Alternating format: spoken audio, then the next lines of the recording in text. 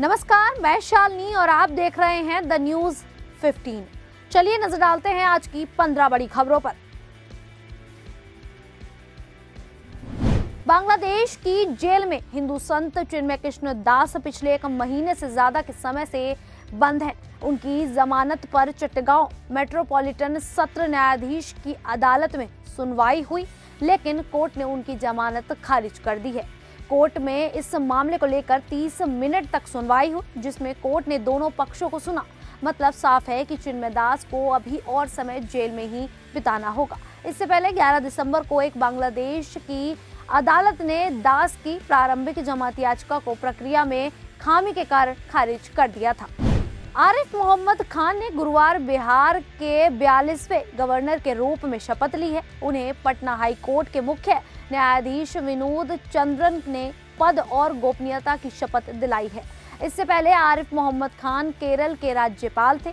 शपथ ग्रहण करते हुए आरिफ मोहम्मद खान ने कहा, मैं ईश्वर की शपथ लेता हूं कि मैं श्रद्धा पूर्वक बिहार के राज्यपाल के पद का कार्यपालन करूंगा तथा अपनी पूरी योग्यता से संविधान और विधि का परिरक्षण, संरक्षण और प्रतिरक्षण करूंगा और मैं बिहार की जनता की सेवा और कल्याण में निरत रहूंगा।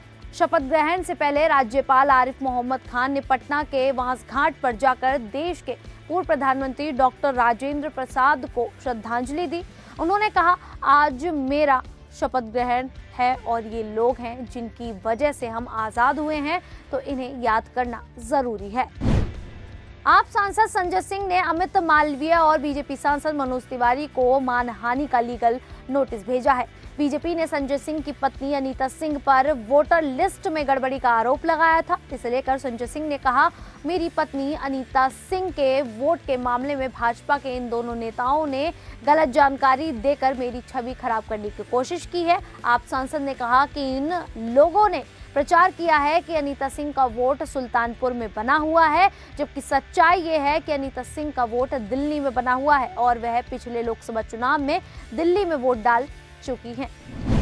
महाराष्ट्र के नागपुर रेलवे स्टेशन पर दक्षिण एक्सप्रेस ट्रेन में हत्या का गंभीर मामला सामने आया है। ट्रेन की जनरल बोगी में सफर कर रहे एक युवक को चोर समझकर 4 लोगों ने बुरी तरह पीट दिया, जिसमें उसकी मौत हो गई।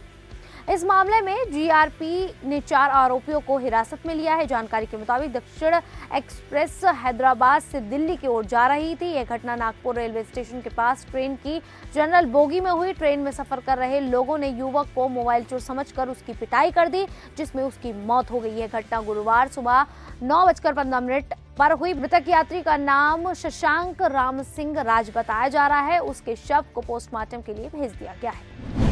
न्यूयॉर्क शहर के क्वींस में बुधवार देर रात को एक नाइट क्लब में हुई सामूहिक गोलीबारी में कई लोग घायल हो गए। सोशल मीडिया प्लेटफॉर्म पर पोस्ट की गई फुटेज में नाइट क्लब के बाहर पुलिस और एम्बुलेंस की भारी तैनाती देखी जा सकती है। न्यूयॉर्क पोस्ट ने सूत्रों और पुलिस के हवाले से बताया कि बुधवार रात को क्वींस के एक नाइट क्लब के बाहर सामूहिक गोलीबारी में कम से कम 10 लोग घायल हो गए। आपको बता दें कि 4000 लोगों की क्षमता वाले इस नाइट क्लब में नियमित रूप से डीजे और लाइव परफॉर्मेंस होती हैं। दिल्ली पुलिस ने हाल ही में अवैध रूप से रह रहे बांग्लादेशियों के खिलाफ कार्रवाई तेज करते हुए गुरुवार को 4 लोगों को गिरफ्तार किया है, जिसमें से 2 बांग्लादेशी नागरिक हैं। यह कार्रवाई अवैध प्रवासियों और फर्जी दस्तावेज बनाने वालों के खिलाफ की जा रही है। पुलिस अधिकारी के अनुसार यह अभियान अवैध प्रवासियों की पहचान और उन्हें कानून के अनुसार सजा देने के लिए है। नए साल के मौके पर भी पुलिस ने 11 बांग्लादेशियों को गिरफ्तार कर उन्हें उनके देश वापस भेजा। बांग्लादेश में पिछले साल अगस्त में तख्तापलट के बाद से स्थिति खराब हो गई है। इस घटना के चलते अल्पसंख्यक हिंदुओं के खिलाफ हिंसा की घटनाएं सामने आई। भारत ने इस पर चिंता जताते हुए विरोध भी किया था। टीम इंडिया के हेड कोच गौतम गंभीर ने पुष्टि की है कि तेज गेंदबाज आकाशदीप पीठ में अकड़न के चलते शुक्रवार से सिडनी में ऑस्ट्रेलिया के खिलाफ शुरू हो रहे 5वें और अंतिम टेस्ट से बाहर हो गए हैं। आकाशदीप ने ब्रिस्बेन और मेलबर्न में खेले 2 टेस्ट में शानदार गेंदबाजी करने के बावजूद 5 विकेट लिए थे। वह कुछ हद तक बदकिस्मत रहे कि उन्हें अधिक विकेट नहीं मिल पाए, क्योंकि उन मैचों के दौरान उनकी गेंदबाजी से कई कैच छूट गए थे। भारतीय कोच गौतम गंभीर ने मैच से पहले प्रेस कॉन्फ्रेंस के दौरान पुष्टि की, आकाशदीप पीठ की समस्या के कारण बाहर है। गाजा में इजरायली सुरक्षा बलों के हमले लगातार जारी है। आईडीएफ द्वारा बुधवार को किए गए हमले में 12 फिलिस्तीनियों की मौत हो गई, जिसमें ज्यादातर बच्चे और महिलाएं शामिल हैं। इजरायली सेना ने गाजा पट्टी, उत्तरी गाजा के जवालिया में एक घर, मध्य गाजा के बुरेज एक सीवर को निशाना बनाया। अधिकारियों ने बुधवार को कहा कि गाजा पट्टी में इजरायली हमलों में कम से कम 12 फिलिस्तीनी मारे गए, जिनमें ज्यादातर महिलाएं और बच्चे शामिल हैं। स्वास्थ्य मंत्रालय ने बताया कि एक हमला उत्तरी गाजा के जवालिया इलाके में स्थित एक घर पर हुआ, जिसमें 7 लोग मारे गए हैं। मरने वालों में एक महिला और 4 बच्चे शामिल हैं। आम आदमी पार्टी के संयोजक अरविंद केजरीवाल ने किसानों के आंदोलन को लेकर केंद्र की बीजेपी सरकार पर निशाना साधा है। उन्होंने केंद्र पर बड़ा हमला लगाते हुए कहा है कि सरकार ने 3 साल पहले जो 3 काले कानून वापस लिए थे, उन्हें दोबारा लागू करने की तैयारी की जा रही है। दिल्ली के पूर्व मुख्यमंत्री केजरीवाल ने कहा कि पंजाब में किसान कई दिनों से धरना और अनिश्चित अनशन पर बैठे हैं। इनकी वही मांगे हैं जो केंद्र सरकार ने 3 साल पहले मान ली थी, लेकिन अभी तक लागू नहीं की। बीजेपी सरकार अब अपने वादे से मुकर रही है। बीजेपी सरकार किसानों से बात तक नहीं कर रही है। उनसे बात तो करो, हमारे ही देश के किसान हैं। बीजेपी को इतना ज्यादा अहंकार क्यों है कि किसी से बात नहीं करते। उत्तराखंड के चक्राता में बुधवार रात एक भीषण हादसा हो गया। यहाँ पर्यटकों से भरी एक कार अचानक खाई में जा गिरी। दुर्घटना में 4 माह के बच्चे समेत 8 लोग घायल हुए हैं। एसडीआरएफ की टीम ने रेस्क्यू कर सभी को अस्पताल पहुंचा दिया है। नए साल पर चक्राता घूमने आए टूरिस्टों की कार रात के अंधेरे में दुर्घटनाग्रस्त होकर 100 मीटर गहरी खाई में जा गिरी। इस हादसे में 4 माह के 2 मासूमों समेत वाहन सवार 8 लोग घायल हो गए हैं, जिन्हें मौके पर पहुंची एसडीआरएफ की टीम ने रेस्क्यू कर अस्पताल पहुंचा दिया है। पश्चिम बंगाल की मुख्यमंत्री ममता बनर्जी ने गुरुवार को बड़ा आरोप लगाते हुए बीएसएफ पर सवाल खड़े कर दिए हैं। ममता बनर्जी ने केंद्रीय बलों पर पश्चिम बंगाल को अस्थिर करने के लिए बांग्लादेशी घुसपैठियों को बंगाल में घुसने देने का आरोप लगाकर विवाद खड़ा कर दिया। केंद्रीय बलों पर पश्चिम बंगाल को अस्थिर करने के लिए बांग्लादेशी घुसपैठियों को बंगाल में घुसने देने का आरोप लगाकर विवाद खड़ा होता नजर आ रहा है। वहीं आपको बता दें कि इससे पहले उनके भतीजे और टीएमसी के महासचिव अभिषेक बनर्जी ने भी बांग्लादेश को लेकर केंद्र सरकार पर कई आरोप लगाए हैं।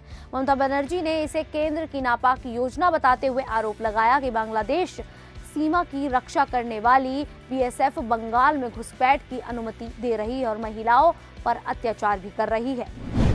पॉपुलर सिंगर अरमान मलिक ने अपनी लॉन्ग टाइम गर्लफ्रेंड आशना श्रॉफ संग शादी कर ली है। बता दें कि इस जोड़ी ने साल 2023 में सगाई की थी। तभी से फैंस इनकी शादी का बेसब्री से इंतजार कर रहे थे।